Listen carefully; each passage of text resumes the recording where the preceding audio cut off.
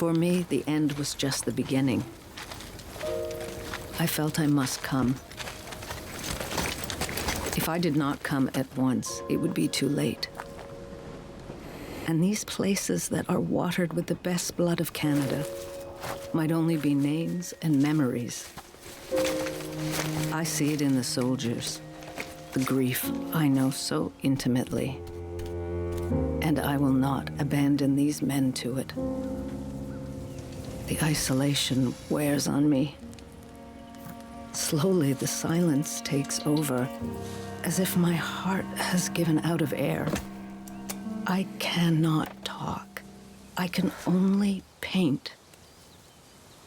For more than 2 years, Mary Ryder Hamilton painted the battlefields of the First World War, creating an unforgettable visual record of service and sacrifices at immense personal cost. This is Rogers TV.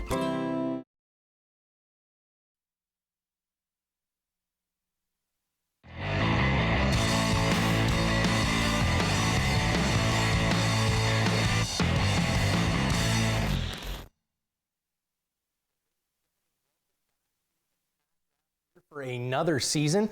I'm your host this year, Nick Kennedy, and today I'm joined by Owen Sound Attack General Manager and NHL legend, you might as well say, Dale DeGray. I don't know about that, but certainly General Manager would suffice, but thanks for having me, Nick. Yeah, no problem, no problem.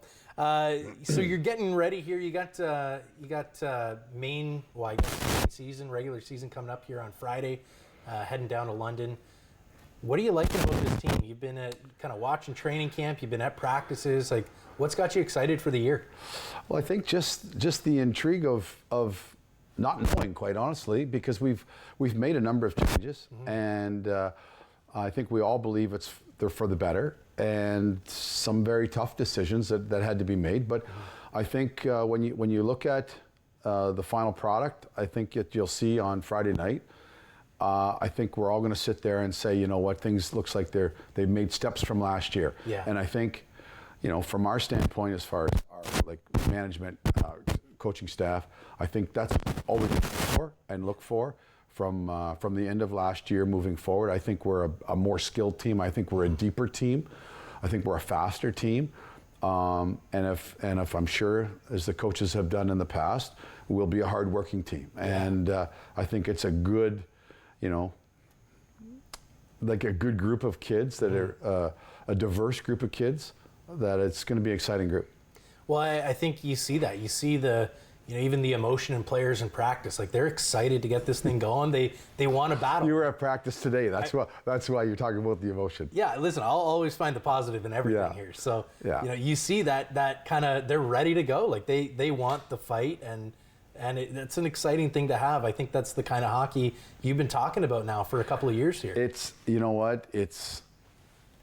it's what I think our fans really want to see. Yeah. And that is a team that plays on their toes and wants to go and get after it, and at an all-cost sort of event. And I think so far, as you saw today, guys want to be in the lineup, and they don't want to not be that guy. So they're willing to do what they need to do to get noticed and let everybody know that I'm here. So take note. Excellent. Well, and I'm sure too, kind of with that style of hockey, that blue collar style that you've been talking about, having these new boards, those are going to be loud. Like, they're swaying even just in the wind. So I think one big hit, you almost hope we're the first team to throw a big hit on those boards, eh? Well, I'll tell you what, if you have season tickets, if you have a season ticket in the front row, hang on to your hats, because it's going to be a lot different than what it's been ever in the past. Yeah. So, the sway boards, I call them sway boards, because any little hit, they just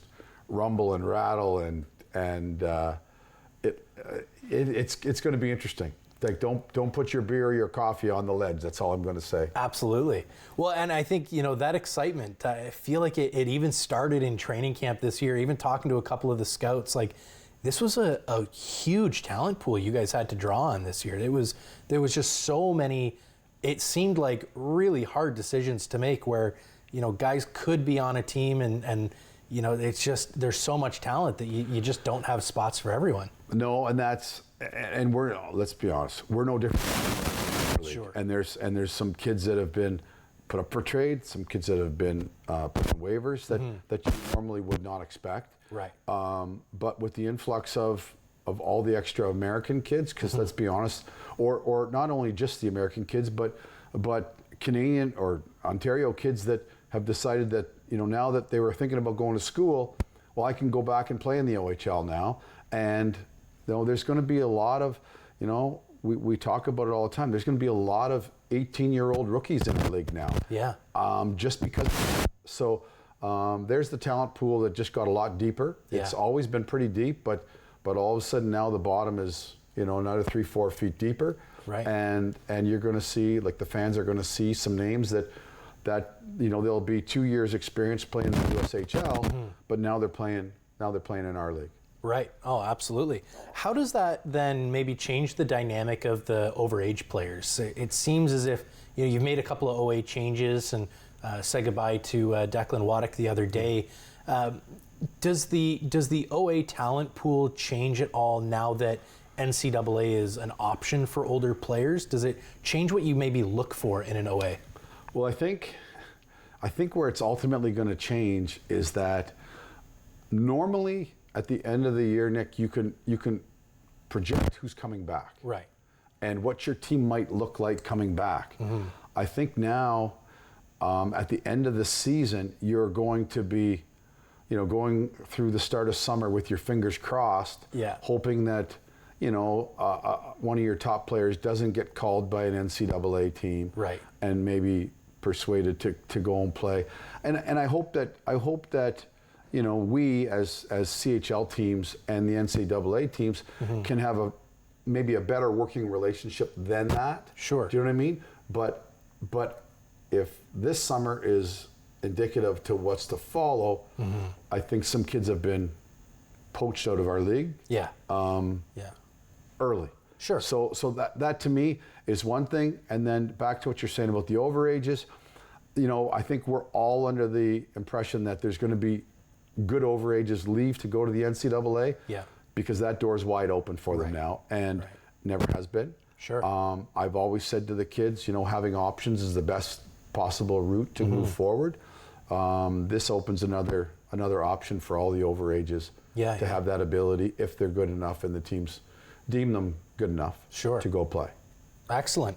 Well, and it seems like, you made a pretty big OA transaction even just yesterday there with Sudbury and bringing in Gary Roberts' son, and you've got now Nicholas Sikora, you got Noah Roberts. It seems like you guys are kind of just amassing some, maybe some NHL pedigree, shall we call it? Well, they certainly are, and I think, Nick Sikora, I watched lots of video, solid skills, great shot, good skater, all those offensive traits that we were looking for. Noah's he's the exact opposite, right? Okay. So, he's hard-nosed, right? Lots of grit, hard to play against, block shots, penalty killer type guy. But it's also what we needed. Right. So it's nice to be able to identify what you need, find a hole, and try to fill that hole. And I think that's what we were able to do with both guys. Are you sensing maybe a shift in, I guess, what's expected here now for developing players? It seemed like this NHL draft surprised some people where, some players that maybe they wouldn't have been expected to be drafted as high as they were, maybe based on size and grit, were being taken maybe a round or two earlier than would have been expected. Have you noticed a trend like that, or is that just kind of somebody looking from the outside? And if that is a trend, do you find it maybe sneaking its way down to development leagues? Well, I don't think you're wrong, first off, because I think whenever I talk with NHL scouts and development guys, they're looking for gritty, hard-nosed, hard-to-play against players. Right. There's high skill all over the world. There's lots of high skill. So they see that firsthand. It's the gritty guy. It's the guy with skill that wants to be first in the corner and drives the net and stays in front of the net and takes a pounding to score goals. And those are guys that all NHL teams are looking for. but they're also, those traits are the hardest to come by. Sure. Right? Because let's be honest, it's hard work. Yeah, absolutely. And nothing against any of the kids, but you have to be of a certain mindset to be willing to take some punishment or a punch in the nose and keep coming back. So it's hard, and I mean, I've played, I've had it happen to me. I've been with great teammates that were highly respected because of what they would do in that regard.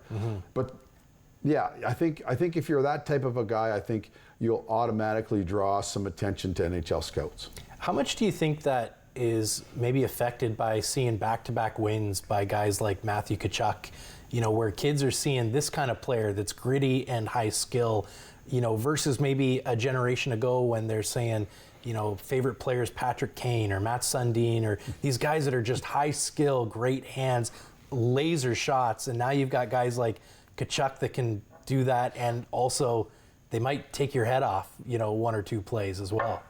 Well, if I could find 3, 4, 6, 10 Tkachuk brothers, I would be an incredibly happy camper. Sure. So, and I, you know, let's be honest. I think the fans would love to see guys like that. Yeah. But you're talking about, you know, elite compete and elite skill. Sure.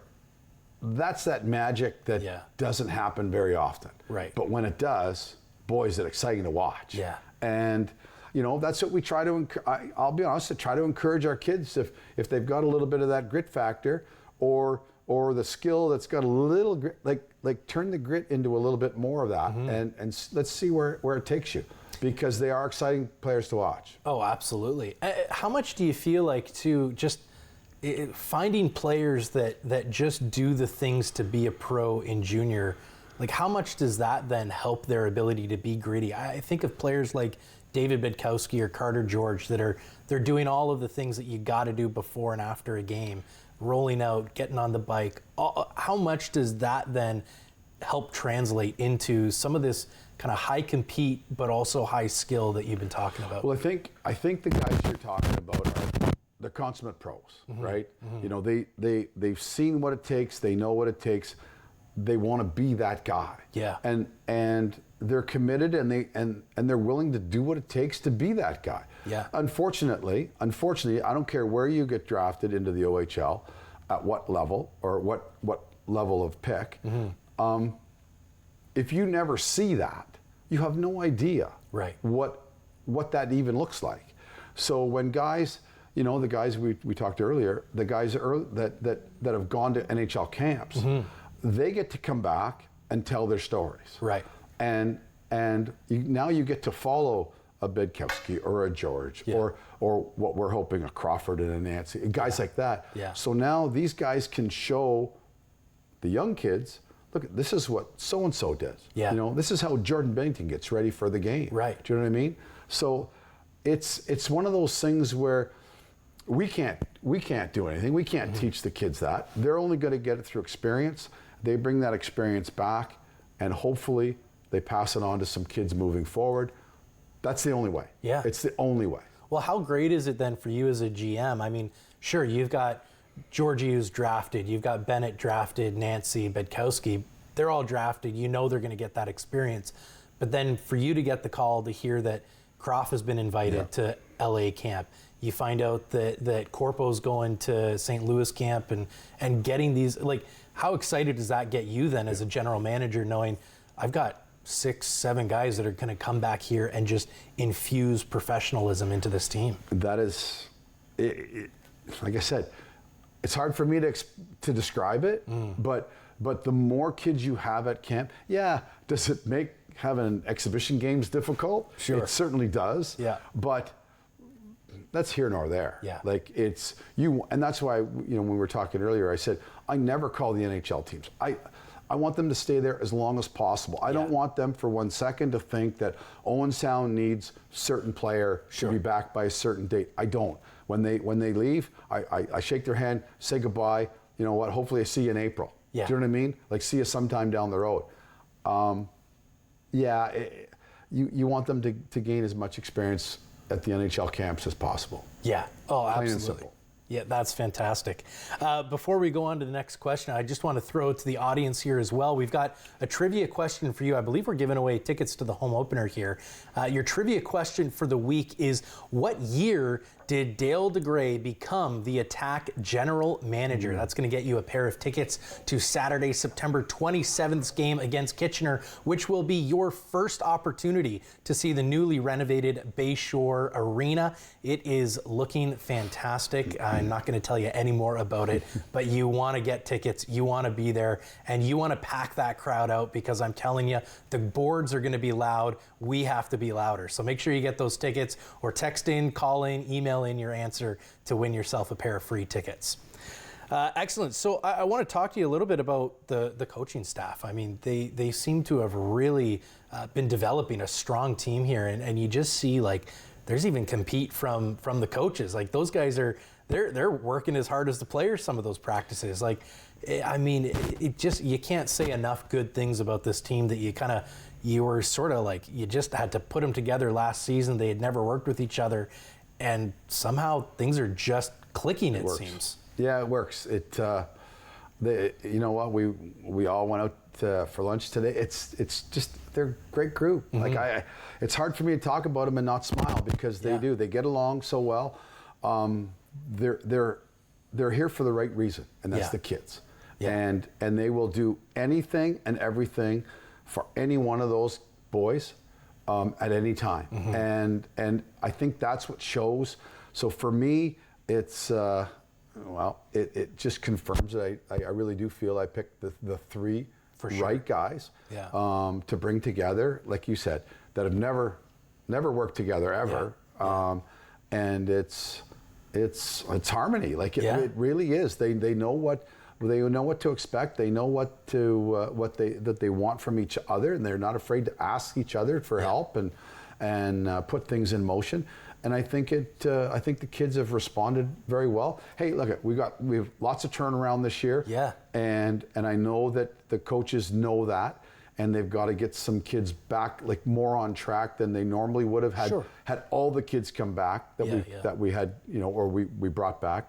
But I know they're putting their minds to it, and they're putting their time in. It might take a little bit to get everybody on the same page at OHL speed. Right.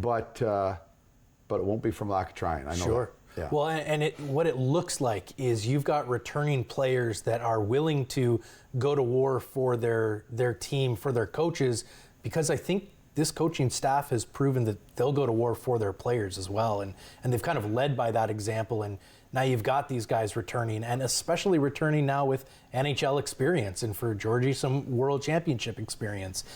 Those voices just seem to carry more, because they bought into the system that the coaches have laid out. Yeah, and that's a good point, because the guys that are at NHL camps are guys that are going to come back and they're going to expect it to be leaders, right? And they're going to expect to be voices of the coaches, because the coach can't be there every single day. And sometimes it's on the bench, and a coach can be addressing somebody, and somebody could be, ticked off on the bench, and it just takes a veteran just to say, hey, knock it off. Like, let's get folks, like, let's get ready for your next shift.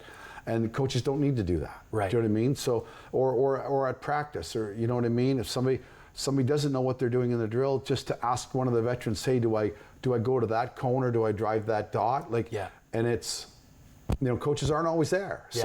No, it's so far it's been really a fantastic mix. Excellent. That's awesome. I know you were really excited about kind of pairing up the two drafted guys right next to each other in Pierce and Cole. Having, I guess they were 5 and 6, I think, last year drafted. Yeah. You've got them now for a full year. Like, this is, I know it's got to be exciting for you to kind of see, like, these are guys with high ceilings. They've got a lot of skill. I mean, you look at some of those shots they're putting in practice, and a couple of them that you almost can't help but cheer for a shot like that. What are you looking for out of this pair of, I guess, soon to be, draft eligible players? Yeah, and look, they're both special individuals. Yeah. They're both totally different individuals. Yeah. They play totally different games, but both we expect to be point producers. Yeah. It doesn't matter how you get there, right? Does not matter how you get there. The fact is that that they're going to figure out a way to get there. So no, having them both I think is special, and I hope they both push themselves to be, you know what I mean, you know, like a good sort of pressure on each other to sort of compete factor as far as, you know, to try to outdo the other. Yeah. Both great players, great kids. I hope they both have fantastic seasons. Absolutely. Because we really like the both of them in the draft. So to have them both here at once, it's kind of a rarity. I guess that's the right word for it. What a rarity to be able to experience that. And talking about compete and kind of battling with each other, you picked a brother of one of your current players. Like, I don't know if you ever got a chance to play hockey with a sibling, but you got to imagine that is going to push both of those guys to want to outdo each other. I'm sure that Tristan doesn't want to be outdone by his younger brother, I'm sure I'm sure that his younger brother wants to outdo his older. Yeah, look, it's a special brother like combination there. High skill, high compete. Yeah. You know, great individuals, but once again, two totally different players. For sure. Like two totally different players. Yeah. You know, Tristan is very methodical and thinks the game very well. Yeah. Where Max is more rough around the edges. Sure. Instead of, you know, finessing around, I'm going to go right through you, go over top you. There's some beauty in both these kids. Right. And there really is. Both wonderful kids. I think they do have a little bit of a compete between the two of them. Oh, yeah. Where, you know, which is maybe unfair this year for Max, but as it'll all play out, I'm sure, both are special players. Excellent. Well, talking about compete, congratulations to Brenda Ostoff. You got your answer in first. And Brenda, you've won yourself a pair of tickets here to September 27th game against Kitchener. The answer was 2007. Has it felt like that long since you became the GM, or does it just fly by at this point? No, it does fly by. And I always tell people the beauty of my job is that I get to work with, every year I get to work with 16 to 20-year-old kids. Every year. The thing is, I'm the only one that gets older. The names change. The kids don't get older. Right. I keep getting older. Just the names change.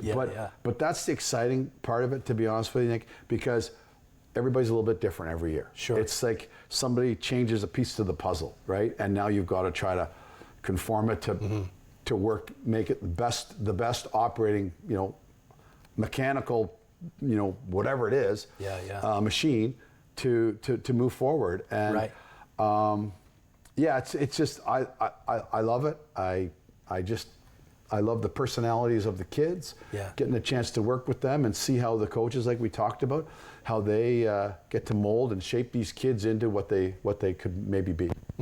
Oh, excellent. I'm curious, from your perspective, how has this NCAA deal, like, do you feel like we're kind of in the Wild West right now, figuring out how it's going to all shake out? Like, is this we'll know more in 3 years, 4 years kind of thing? Or, like, it seems like everybody's timelines in the OHL has kind of gone from, all right, we're going to build a 4-year dynasty, to we might get a season, we might get 2 if we're lucky. How does that then sort of affect your job as a general manager? Yeah, I think you're right in that everybody used to have a 3-4 year plan, right? And you could figure out who was going to be here the next year. Not anymore. Yeah. Not anymore. And next year it's going to change. The NHL is going to allow 19-year-olds to maybe play in the American League. Right. So that could throw a wrench into some plans. You know, the NCAA taking 20-year-olds, your good 20-year-olds are going to be gone. Even some 18-year-olds are gone this year. Right. So I think you're better off each year looking at what you do have as opposed to what you hope to have. Okay. And even then it could change, right? Right? So when you've got something, you're going to have to take a run at it when you think you can now, right? Because if you're building for 2 or 3 years down the road, that may never come. Right.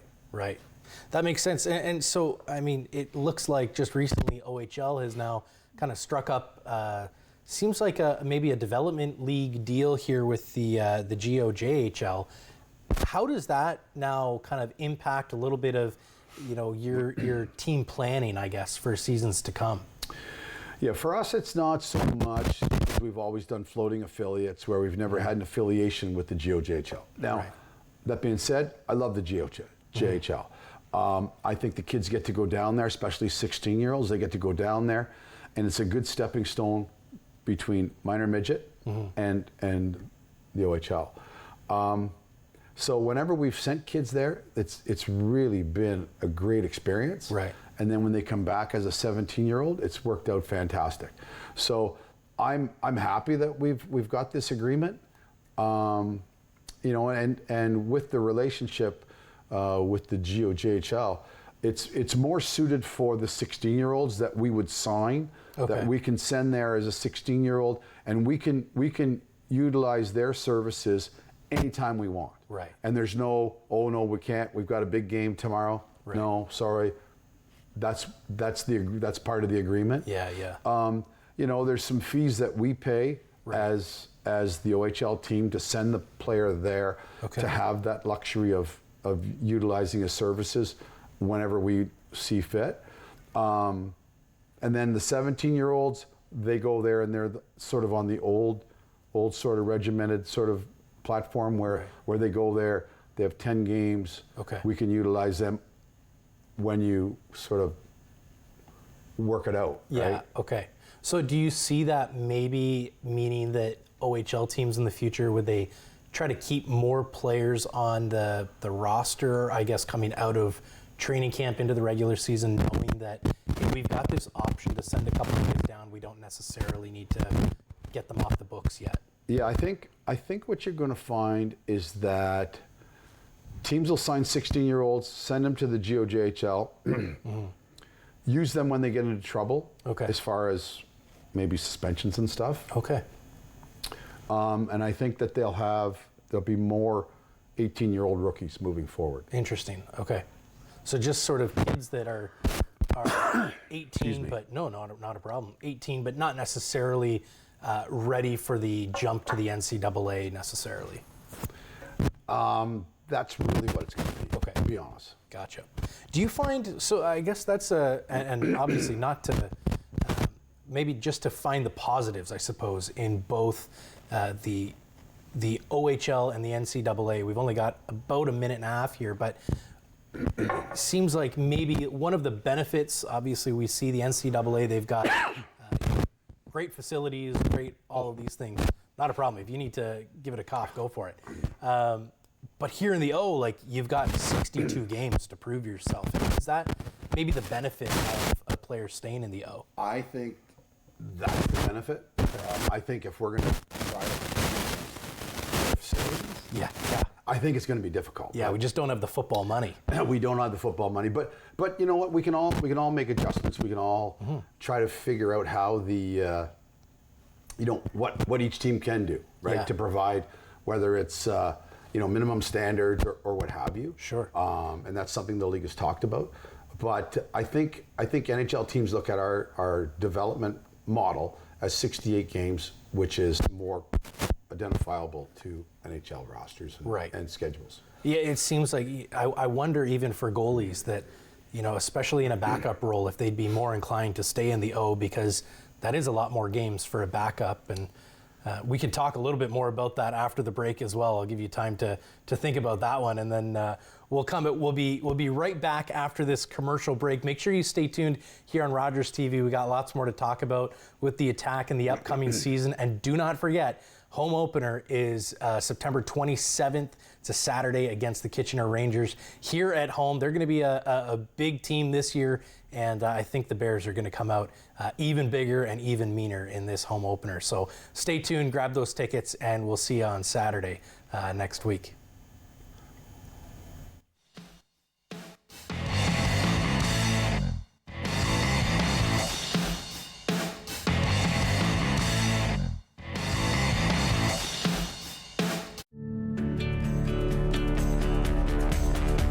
This program is brought to you by Rogers Xfinity, connecting you to more of what you love. Visit Rogers.com for more details. The Great Food Truck Race is back. We made you some chicken skin nachos. We're hitting the southern Atlantic coast with 9 teams. $17 for French fries? Are you crazy? Noodles! Jalapenos! Smash burgers! WTF. What the funnel cake. The Great Food Truck Race. See it on Food Network. Your mission, should you choose to accept, bring the world back from the brink. What exactly is your plan? I need you to trust me. One last time. You gave him an aircraft carrier?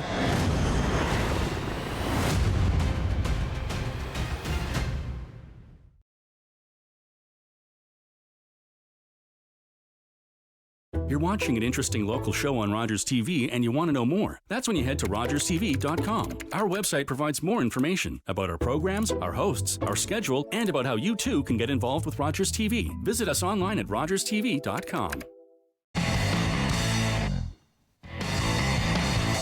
No problem.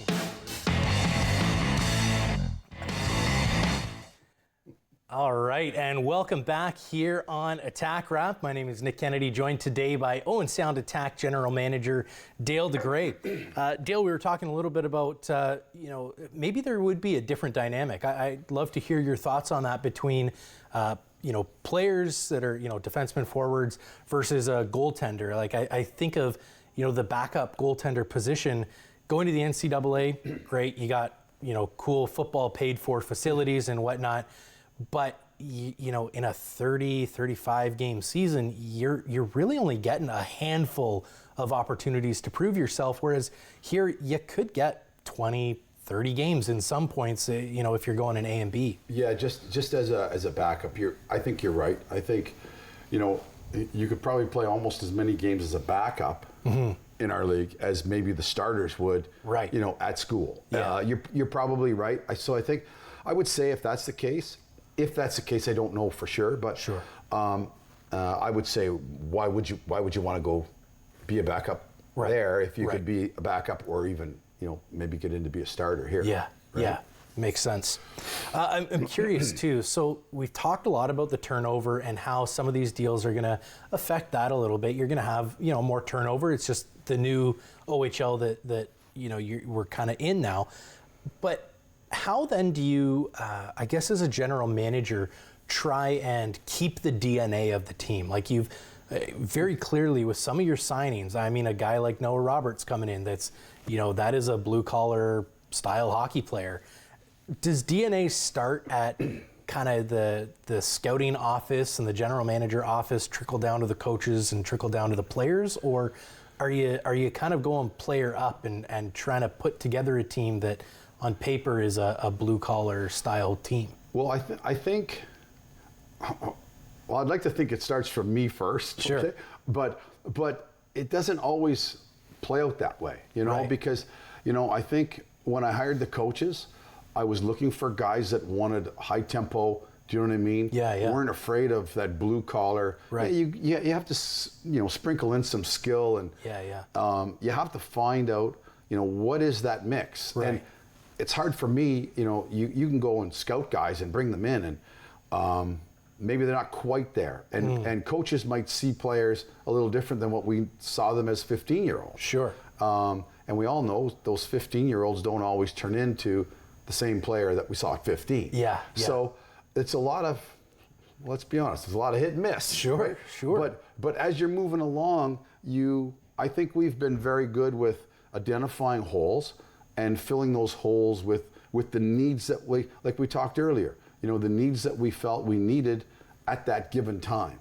And, I think this year is no different so far. And it's great that we're able to do it, pre-season and add these pieces so we can hit the ground running come Friday in London, right? So, I think then we can start to move forward from there. It's a new starting point, and we will probably notice that we've got some holes here or a hole there. Hopefully we don't, you know, because if we don't, then I think we're going to sit there and say, hey, you know what, we've got a pretty good team. For sure, for sure. Well, I like that you say, you know, that blue collar work style, it starts with you. It starts at the top. And you know me by now, I like to do my research. And there's this NHLer, or former NHLer now, that I heard was not a big fan of the gym. And so in off seasons would just kind of go blue collar style and run a landscaping business as their way of staying fit. Can you tell us a little bit about this former NHLer? Yeah. Well, listen, nobody likes the gym. So and I didn't. And I never liked to run. I was more a sprinter than a long distance guy. So I always rode my bike, and I rode it in the back, sort of back 40. So just the way I trained, I always trained. I would not allow myself to get off the seat. So it was all leg power. Okay. That's how I worked on my legs. But to go to the gym, I thought to myself, I always loved having the greenest grass, the brightest, I did. And my wife said, well, why don't you do that? I would have neighbors come by and ask. So I went to Ryerson and took horticulture and design and landscape design and started. Well, everybody knows me as Digger. It was Digger's Landscape and Design. We will create your retreat. Wow. That's what it was. But I did that for about 8 years, and I had another gentleman that played in the minors, Brian Blad, who was with the Toronto organization. We would do a job a week. If it took us 4 days, we had 3 days off. Sure. If it took us 7 days, we were right in it the next day. So I did it for 8, almost 9 years. And I loved it. Yeah. Well, I'm sure there's lots of junior attack that are wondering, what am I going to do this off-season? I'm not coming to do your property. That's all I'm going to tell you. No, but you know what? You might have just inspired a couple landscapers there in the off-season. It's a great job. It's a great job. I love doing it, and it kept me out of the gym. But it gives you fine muscles that you wouldn't even know you have. Okay. Like until you do it. You swing a hammer and a sledge and pick up bricks with your fingertips. It's moving concrete in a wheelbarrow. It's awesome. Absolutely. You haven't gotten plates to pick up that training regimen yet for the guys. No, I don't think so. No. Okay, fair enough. No. I'm sure he's got something though. For him. Obviously, no doubt there are. More players on the team at the moment. Once everybody comes back, then you'd probably go into the season with lots of moves to be made still. How do you make those decisions? Are you kind of meeting with the scouting staff still at this point, or is it mostly, going to coaches and saying, hey, is there a fit for this guy? Is there not a fit for this guy? What do we need to do? It's more the latter with the coaches. Mm-hmm. And then once we agree on with the coaches what's needed or what's maybe we have too much of or what have you, then I can reach out to the scouts and we can try to figure out, do we have it in-house? Do we have it, can we just sign somebody that we've already drafted and bring them up or maybe watch them playing junior B or what have you? Yeah. But yeah, it's really more generated from the coaches because they see it day in, day out, practice in, practice out. Yeah. And I think that's the best way to go about it. Sure. I mean, I can certainly we can get out and watch and see how everything goes from there, but it's good to get the input from the coaches. Yeah. Oh, absolutely. They're probably watching saying, Digger, we've never talked about it, right? I'm sure of that. Yeah, that's fair. Do you find, so what would the process be then for, guys like Smitty or Wads, right? They, end up just not a spot this year. There's just so much talent. Like the decisions you guys have to make, I keep telling people, I'm so glad I don't have your guys' job because I don't know how you make those kind of calls and those decisions. What's the process? Not always easy. Oh, I can imagine. And that's where, they do learn early. This is a business and you gotta, there are things that need to be done. What's the process that you kind of have to go through as a general manager to, obviously great farewells to both these guys, wonderful posts about them. What's kind of the process from going, okay, we gotta, are you looking for an opportunity to deal them?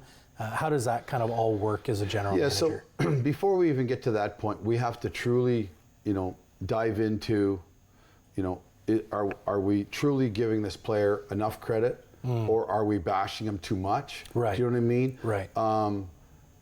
Like truly, if he doesn't fit in, and it's not a you have a bad game, boom, that's it, goodbye, see you later. For sure. It's not. It's we would attempt to, especially through training camp, attempt to put kids in situations where we get a chance to watch them and see how they do, say, if they're supposed to be on a power play, or killing penalties. Yeah. And then it's okay. Well, didn't work out so well, whatever. Then maybe try them with a different. Even throughout the game, try them with a different partner or on a different line, and the kids wouldn't even know this. Yeah. They just get moved. Yeah. Right. Yeah. And sometimes that's the best way, so that they don't feel they're auditioning for anything. Right. Do you know what I mean? Right. Because who wants to know that? Yeah. And that's how we would look at it, and then we would decide at that point, okay, do we put the player up for trade? You put the player up for trade. Sometimes you put the player up for trade, and then the following week or 10 days later you do it again. Yeah. Because we all know that things change from one week to another. Absolutely. And then if that's the case and you don't get any calls and you can't figure anything out, then the players would be put on waivers. Right. Where any team in the league has a chance to pick players up. Yeah. For basically nothing. Yeah. And that's sort of the final spot for us as managers to put a player on, and hopefully that somebody says, well, I'd like him, but I don't want to pay the price. Sure. Do you know what I mean? Sure. And then you pick the player up for basically free, and they go there, and if it works out, fantastic. Great. And if it doesn't, then they would go through that same process with that player. But and then once that happens, if they do clear waivers and they're free to go, then they can go wherever. That's why you see guys go to the Quebec League, sure, or go to the BCHL. Yeah. And that's at that point, sometimes you're just trying to get players in a situation that's going to benefit them, absolutely, for their hockey career. Yeah. Or sometimes it's if they go to another place to play, maybe they develop or gain their confidence back, and they come back as an 18-year-old. Yeah. Do you know what I mean? Yeah. And get another opportunity, say, with us. For sure. And I mean, like you said as well, I think, this year more than ever, every team is in this position right now with the influx of new players. And like you said, all the Americans coming up. It's just, teams don't have the roster space to make those trades. And so you're seeing a couple more guys. Are you finding, even on other teams, it's just more guys are getting released this year than previous years? Yeah, hands down, this year more than ever. And I mean, we played Barrie, a week ago? Yeah. And they still had 35 guys on their roster. Right. So, and that's, they were approaching it in a different way that I do. But I'm not saying that we're right, they're wrong, but it's just a little bit overwhelming this year. Yeah. To see for sure. the amount of kids and good players. Yeah. That either were available or that still might become available. Right. Like nobody starts until Thursday or Friday. Right. So kids could still be coming available, and that's crazy. Yeah. Well, I'm sure this year, you could build an OHL squad out of kids that don't have a spot on a team this year. It seems. You absolutely could, with the kids that have been up for trade, that have gone through waivers. Mm-hmm. There's a lot of good players there, but this is the time of the year where we all believe we've got the answers right here. Right. So it's hard to, let's be honest, it's hard to, it's better with the devil you know than the devil you don't. Sure. I always say that.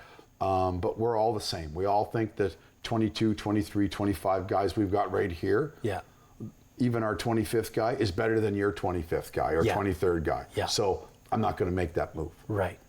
That's totally fair. And you know what? I'm sure we all feel it too. So we like this squad. I mean, we like this team, and I'm sure there's not an Attack fan out there that wouldn't agree that it'll be like exciting. Our guys are better than your guys. So that's awesome. We got one more trivia question here for all of you viewers at home. Again, this is your opportunity to win yourself a pair of tickets to next Saturday's game against the Kitchener Rangers, or Sunday, excuse me. It's going to be September 27th. There you can see it. Sunday, September 28th. There you go, against Barrie. If you want to win yourself a pair of tickets to the opening weekend here at the Bayshore, make sure you text in your answer or call in your answer to how many goals did Pierce Bowie score in his rookie season. Get those phones out, open up Elite Prospects or HockeyDB, go to work on that. If you know it off the top of your head, maybe throw that in the text too, because that would be impressive. I had to look it up.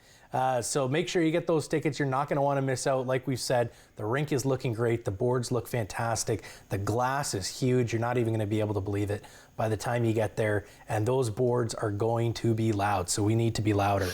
Dale, I'd love to ask you a little bit. I know, as fans look at things, they see, okay, forward or winger or center or lefty, right D.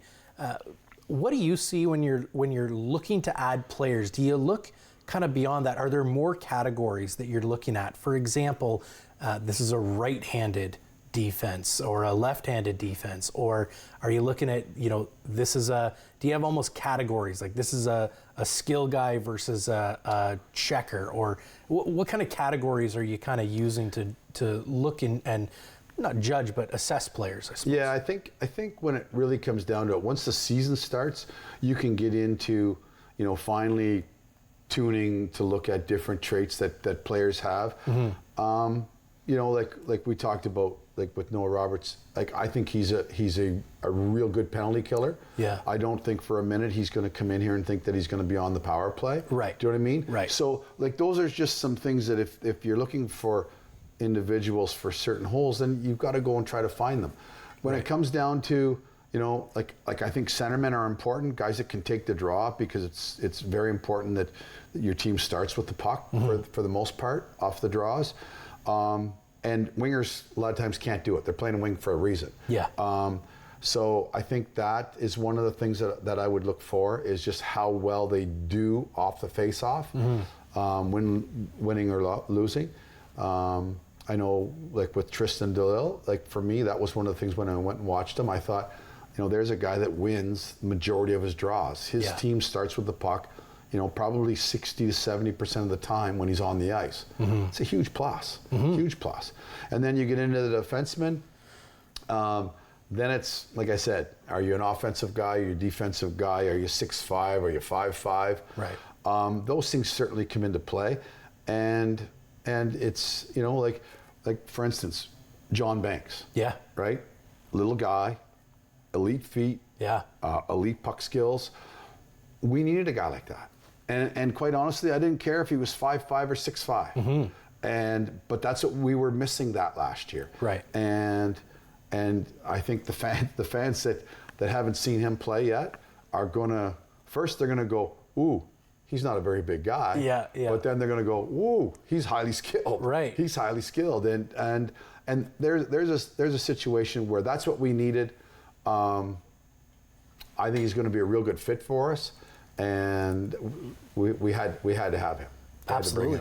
Do you think, does he give off? I mean, I think I've seen maybe some flashes of certain Sam Sedley kind of in his game there. I know certainly in the inter-squad games in Shallow Lake, I think he went goal line to the opposing blue line in about one blink. So are you seeing kind of flavors of that in his game? He certainly is. Sean Dursey, Santino Santarami, all guys that we've had here. But regarding Sam Sedley, I love Sam Sedley, but John Banks plays better defense than Sam Sedley, which is a huge plus. Yeah, absolutely. But with that same sort of uncanny offensive flair where he can move forward and backwards at the same time to get guys to bite on pucks. I'm excited to see how he plays. What keeps a guy like Banks in the BCHL for as long as he was? Is that just kind of like pre-NCAA signing?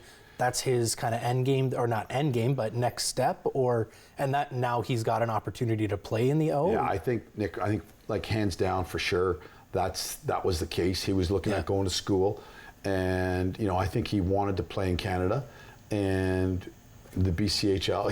He was on his way to play in the USHL. Right. If we didn't bring him here. Oh, absolutely. So,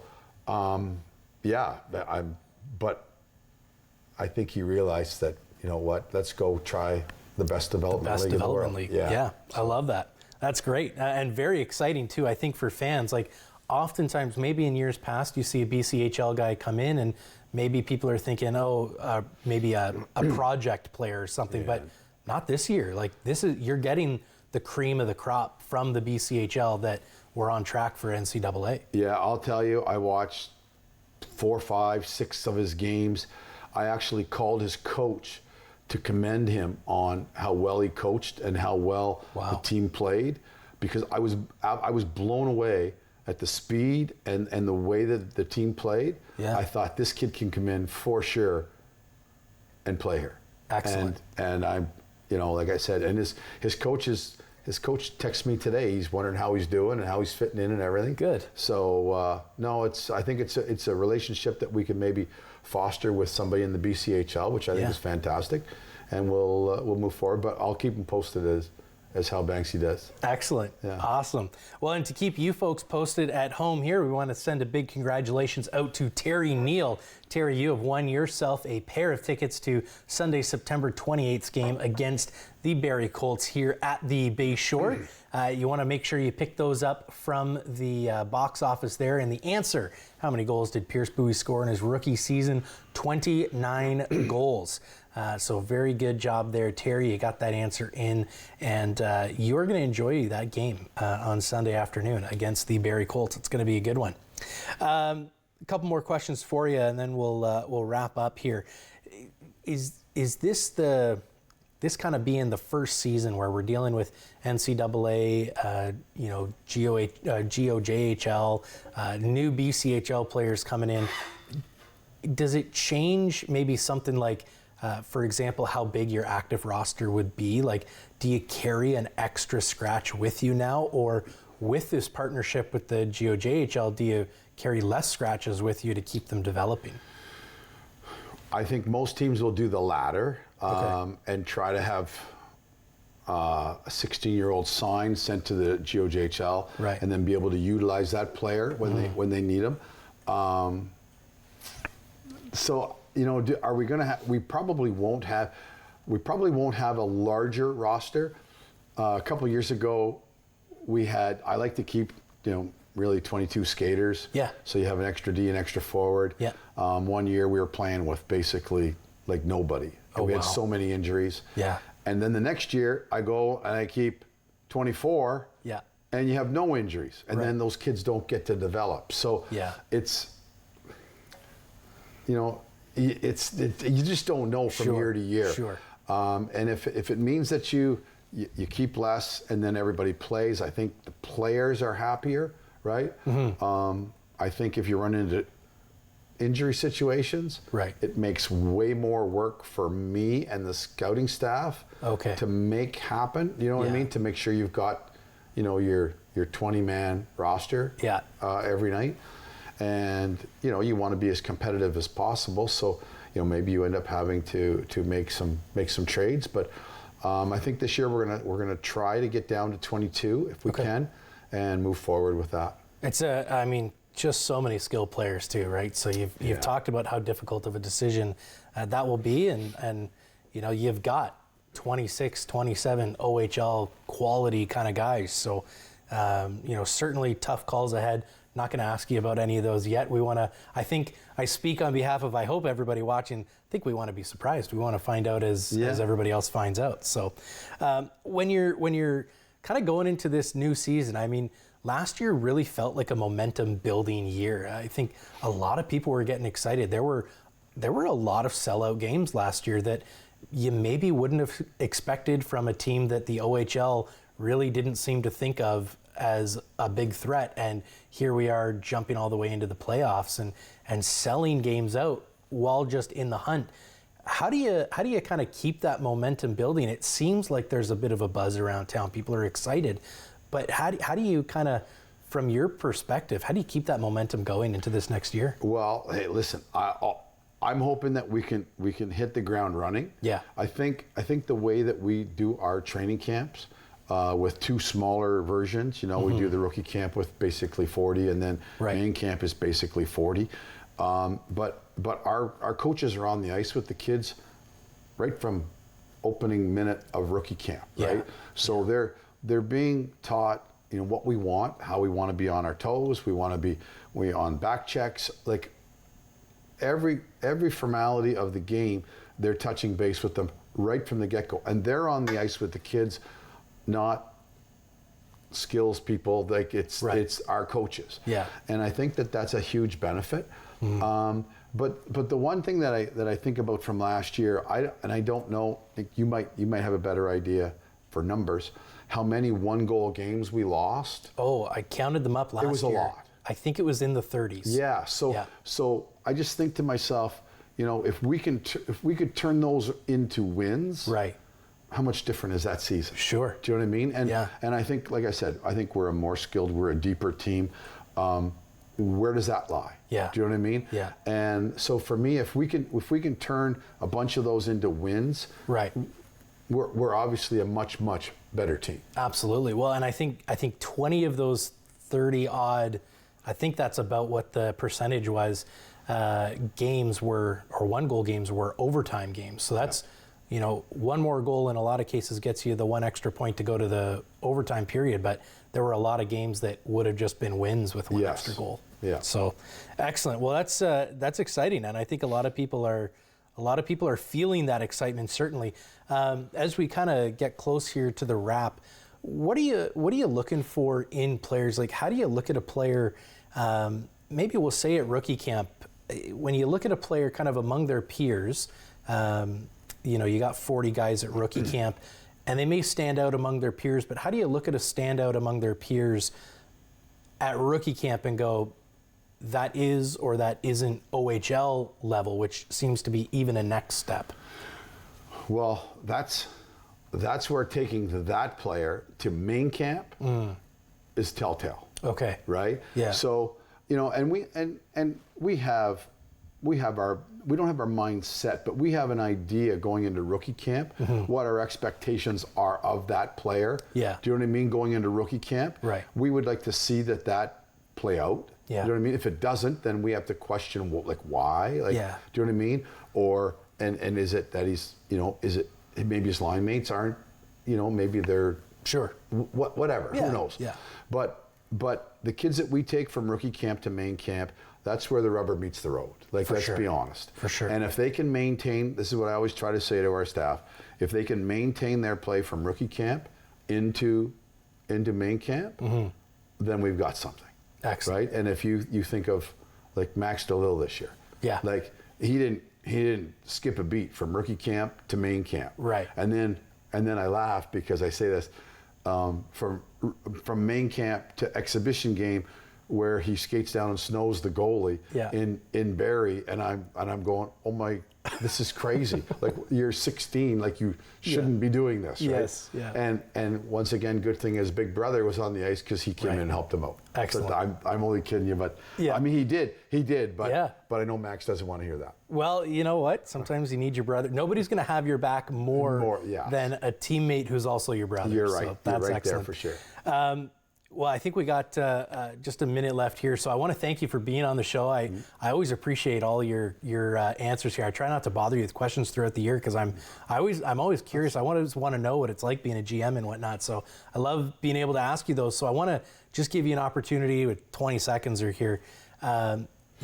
You know, obviously goaltending is going to be an incredible aspect of this team. That's undeniable.